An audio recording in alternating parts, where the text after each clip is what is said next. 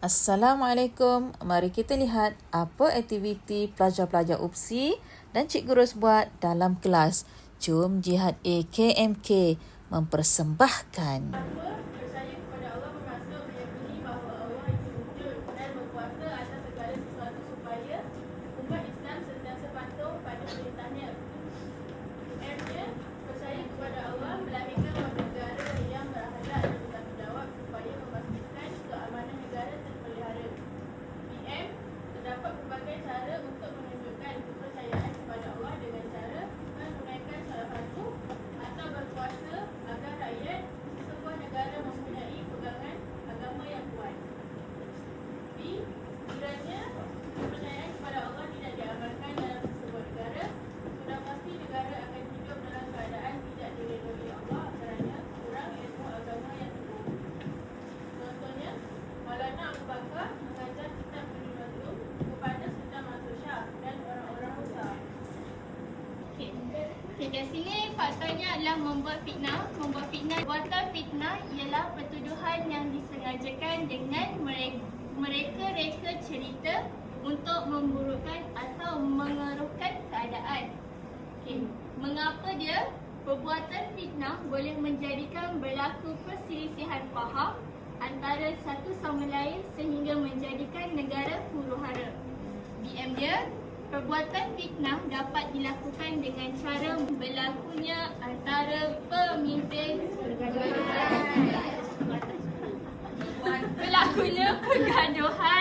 antara pemimpin sehingga mengancam keselamatan negara. Okey, ending dia. Okay. Maksudnya ending dia ni keselamatan negara dia terancam. So, ada tak dia punya endingnya? Ada.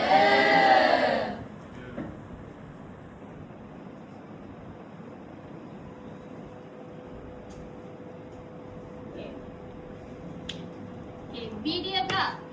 Dalam negara, sudah pasti imej negara akan terjaga.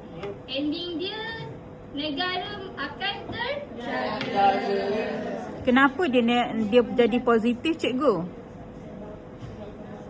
Sebab berlaku fitnah ni adalah negatif, tak baik.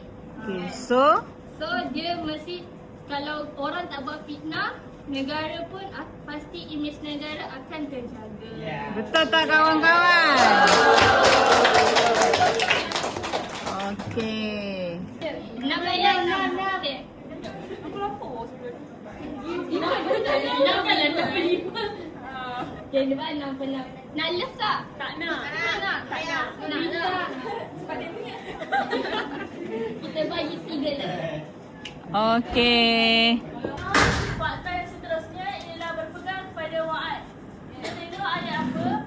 Wa'ad ialah istilah daripada bahasa Arab yang bermaksud janji, ikrar dan akan berpegang setia kepada raja dan tidak akan menzalimi rakyat. Basically korang boleh bina ayat apa-apa je bertentang dengan wa'ad ni, janji macam berkaitan. Kan? Kalau tak macam ilmiah pun tak apa. Okey cikgu. Betul. Okey, kita tengok ayat mengapa. Mengapa wa'ad ini diwujudkan? Wa'ad diwujudkan untuk memastikan hubungan antara raja dan rakyat kekal teratur, stabil dan saling bertanggungjawab agar negara aman damai. Kita ada dia punya, apa orang kata, fakta dulu, lepas tu baru ada ending dia. Ending dia agar negara aman damai. Ambil pen merah cikgu tu, tanda terus. Okey, kita tanda ending sahaja sebab ending ni yang penting. Okey. Kita tengok ayat bagaimana. Bagaimana wa'ad digunakan. Okey, berpegang kepada wa'ad dapat mengekalkan keharmonian kat sini sebab nak buat ayat bagaimana ni kena ada dengan cara saling menghormati antara satu sama lain agar keamanan negara terjamin. Dia juga ada ending. Ayat bincangkan, sekiranya rakyat tidak berpegang kepada wa'ad, sudah pasti imej negara akan terjejas. Ending ni pun sama juga. Ending mesti dikaitkan dengan negara. Sebab ni Okey, kita tengok Sultan Mahmud Shah melanggar wa'ad dengan menzalimi rakyat apabila bermuka dengan isteri Tun Yazid. Membunuh Tun Ali Sandang kerana Tun Dewi membunuh adiknya Raja Zainal. 5, 4, 3, 4, 5, 6.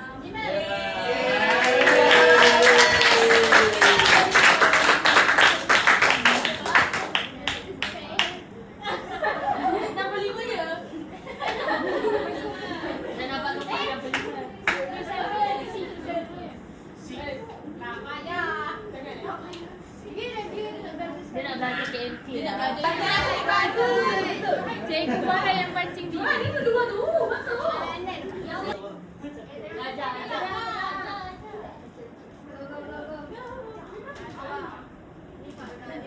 Buat tak dengar. Tak dengar cikgu.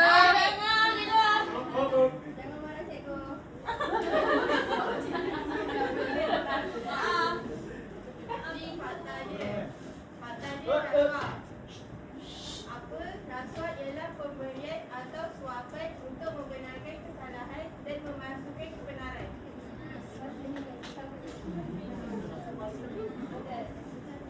Yang kedua, mengapa? Hal ini kerana perbuatan rasuah dapat mendatangkan keburukan kepada negara kerana dapat mencemarkan negara.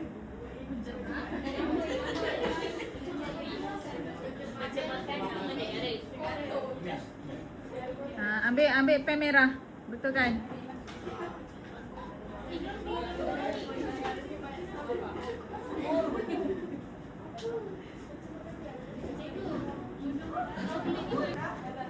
Menyembunyikan kesalahan dengan cara memberi upah kepada penerima rasuah kerana ingin menutup kejahatan supaya negara tidak mudah maju dengan cara Mudah maju. negara mudah maju dengan cara yang begini. Saya respect cikgu. Semua suruh pukul dia. Okey, tanya.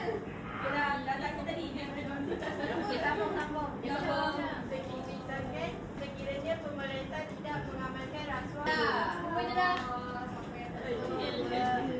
Lambat satu je lah. Dua je lah. Satu je lah. Bayar fikir ada tanda. Tanda dulu. Harimau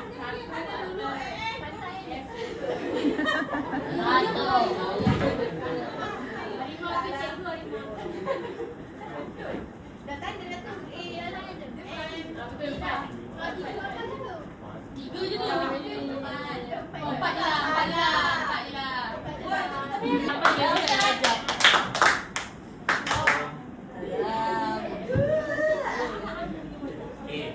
Fakta kita pada hari ini adalah derhaka. Soalan pertama Johan, tanya anak budak kamu ni. Siapa tahu apa maksud derhaka? Salah. Siapa yang pernah derhaka? Siapa pernah derhaka? Okey, teruskan. Pernah derhaka dengan ibu aku, minta maaf lah. Ibu aku kan dah tua, kita tak tahu bila. Apa? Derhaka ialah melanggar peraturan dan arahan yang telah ditetapkan demi kepentingan yang ingin dicapai.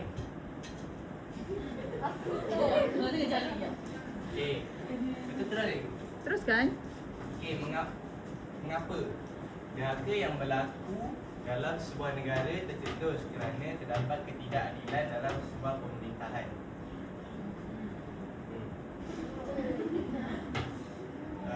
Bagaimana? Rakyat menderhaka kepada pemerintah dengan cara melakukan pemberontakan bagi mengkritik pemerintahan yang dijalankan. Dah bincangkan. Derhaka faktanya positif ke negatif? Negatif. Bincangkan jadi apa? Okey, ambil pen merah, tulis negatif positif tu simbol kita.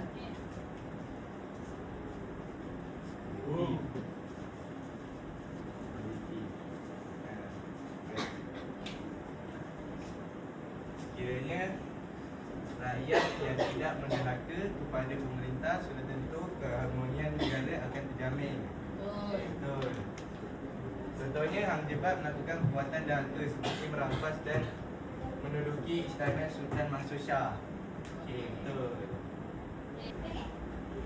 Regime tak ada negara. Negara. Pada negara tak ada. Cuba kau ubah di negara. Tambah. Tukar nama. Yang diperintah dengan cara melakukan Selesai. keputusan bagi mengkritik. Ya. Dengan cara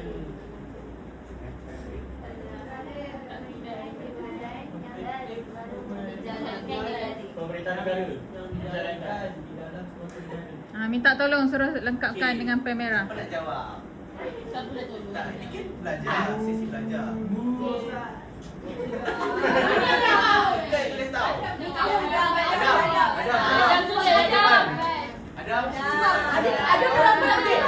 Adam dah masuk TV ni, cepat Adam. Aib tak pergi. Adam, ke depan.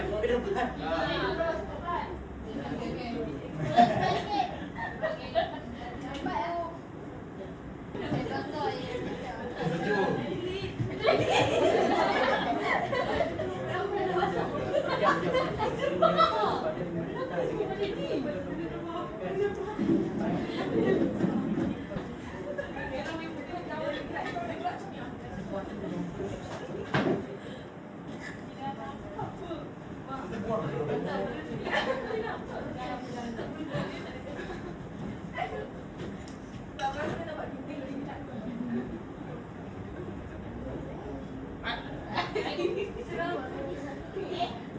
Baca balik. Okey, Lengkapkan. Baca balik Adam. Ha. Rakyat berderhaka kepada pemerintah dengan cara melakukan pemberontakan bagi mengkritik pemerintahan yang dijalankan di dalam sebuah negara.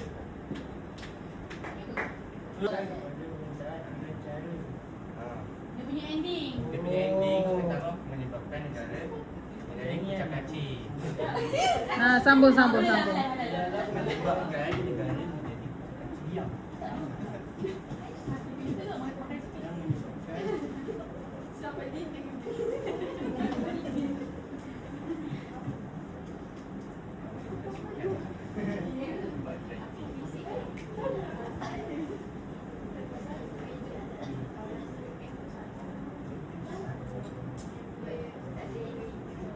Bukan pemerintah. Baik. Kalau dengan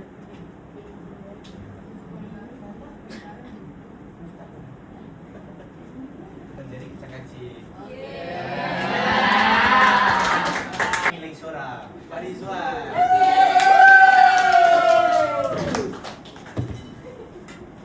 Oh, ni Farisnya. Macam hingga lah.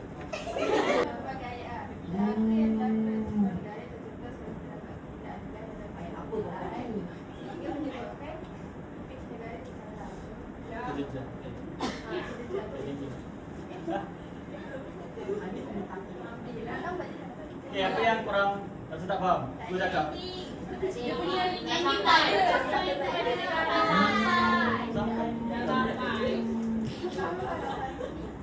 Senang kerja dia. Bawah tu boleh. Bawah tu ada ruang.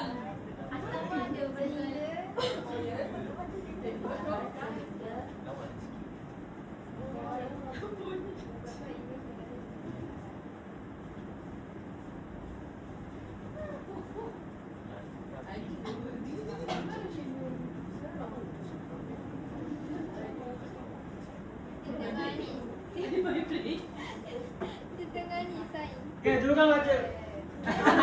Cakap baca. Baca.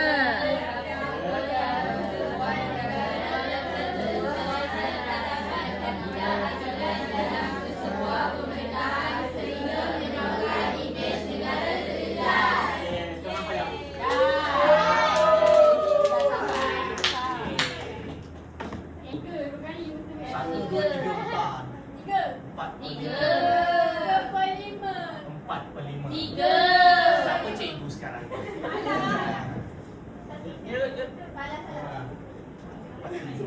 Dia tak mention. Ha, kira yang mana betul? Kira dulu bapa. F betul F? Betul. A? A betul. M? B?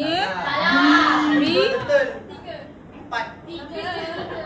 Tak pada kira korang. Derhaka satu tulis ujungnya. Derhaka satu. A? Satu. M? Kosong. Kosong. BM? Kosong. B? Satu. C? Satu. Ha, total. 1 tambah 1 tambah 1, 4. Apa yang tiga je lah?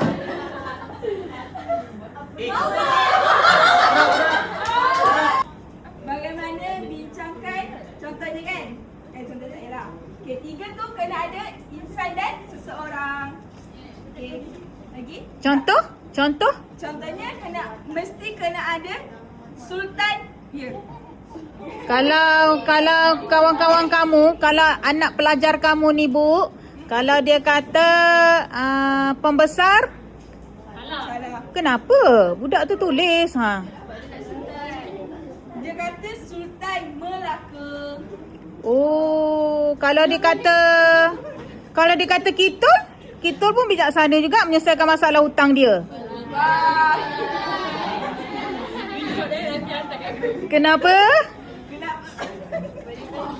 Sebab dia bukan Sultan. Betul ke kawan-kawan? Tapi Kitul kan dia dapat selesaikan masalah hutang dia walaupun menipu. Sebab bukan Sultan. Watak semua kena Sultan. Kalau lah kan calon tu tulis Sultan Mahmud aja semua. Boleh ke? Boleh. Kalau dia bijaksana sangat kan, dia buat fakta 1 tu Mahmud, kedua tu Alauddin, yang ketiga tu Mansur, yang keempat tu Muhammad. Boleh ke? Boleh. Serius ah? Serius. Okey, so dah faham dah anak-anak soalan? Okey, okey. Kita orang dapat soalan bincangkan aspek jati diri yang diperlihatkan oleh Sultan Melaka dalam konteks pembangunan Islam dan Sulawesi Selatan. Biar dia ulas. Fakta dia berilmu atau mementingkan ilmu pengetahuan.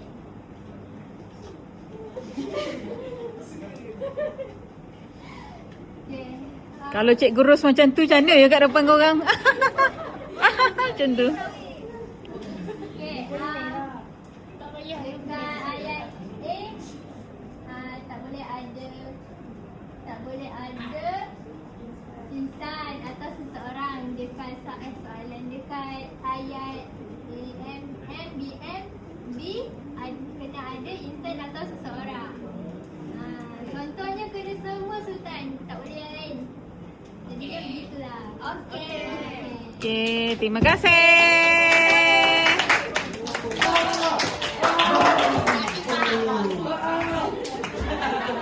Bulan bintang guys.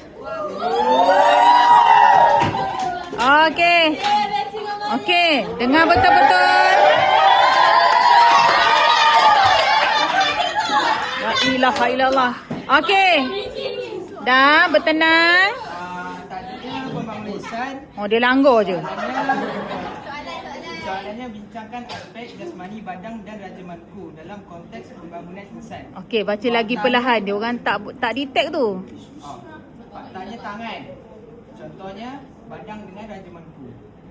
Korang boleh tengok contoh badan kat muka surat 53 dan 51. Yang rajamanku pula 180.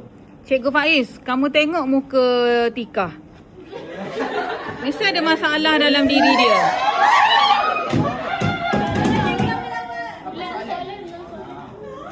Soalan yang tadi, bincangkan aspek jasmani badan dan rajamanku dalam konteks pembangunan insan. Lepas tu, kat ayat dia, nanti ada F, A, M, B, M, B, C. Ada B pasal soalan dia minta bincangkan. So dekat A nanti, tadi insan. Okey. Pulang Fiza.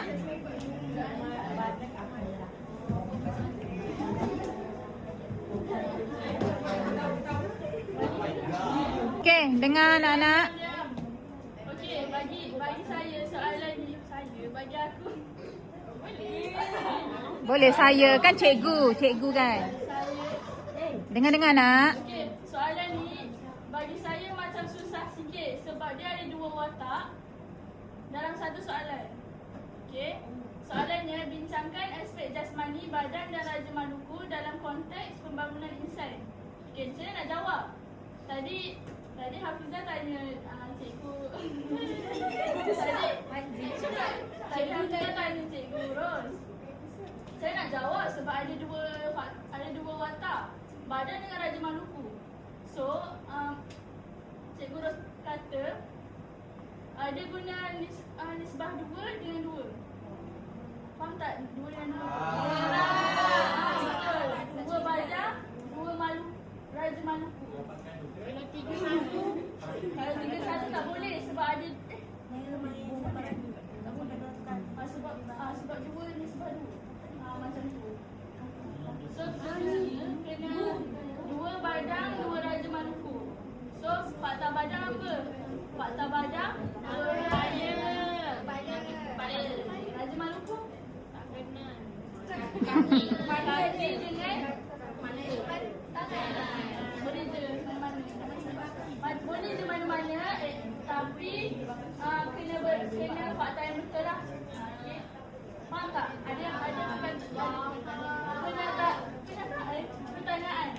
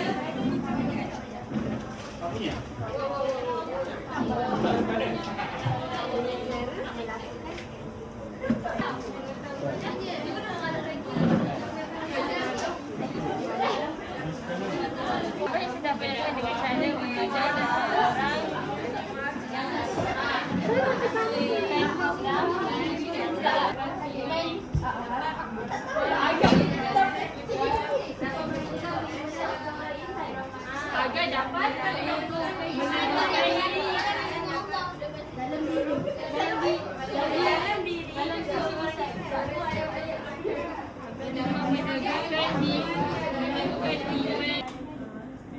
rakyat menyukai pada raja?